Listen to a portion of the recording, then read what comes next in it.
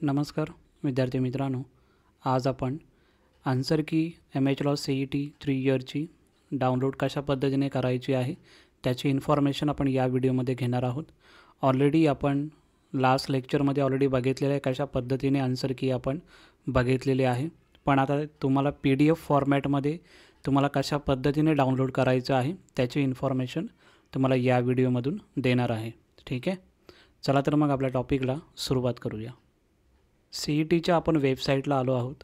CETच्या वेबसाईटला आल्याच्यानंतर जसं की ऑनलाईन सिस्टम आहे, इथे आपण कॅन्डिडेट रजिस्ट्रेशन यावरती क्लिक करून आपण नॉर्मल लॉग इन ID आणि पासवर्ड हे टाकून आपण लॉग इन करतो।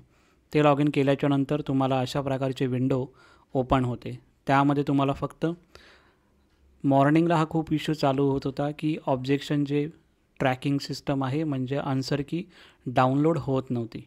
तर त्यासाठी मॉर्निंगमध्ये खूप प्रॉब्लेम चालू होते, सर्व्हर इश्यू होते, बट आता हे प्रॉपर चालू झालेलं आहे। तर यावरती तुम्हाला आन्सर की डाउनलोड करण्यासाठी ऑब्जेक्शन ट्रॅकिंग यावरती क्लिक करायचं आहे। त्यावरती क्लिक केल्याच्यानंतर तुम्हाला इथे MHLOS CET म्हणजे LLB 3 इयर्स CET 22 हे केल्याच्यानंतर नॉर्मली आपल्याला इथे प्रोसीडवरती क्लिक करायचं आहे। यामध्ये खूप एरर येत होतं मॉर्निंगमध्ये, तर आता ही नॉर्मल प्रोसेस चालू होत आहे। प्रोसीडला क्लिक केल्याच्यानंतर तुम्हाला अशा प्रकारची विंडो ओपन होणार आहे।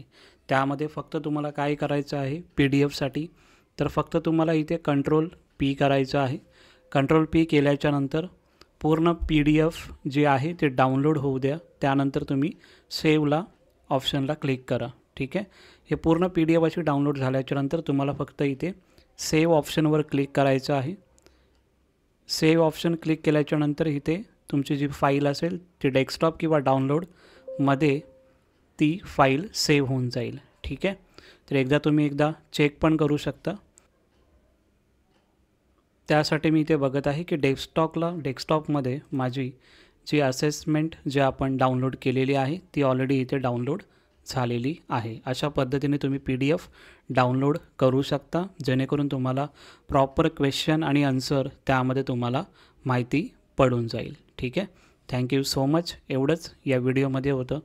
तुम्हाला जर हा व्हिडिओ आवडला असेल तर नक्की व्हिडिओला लाईक, शेअर आणि सबस्क्राईब करा। Thank you so much.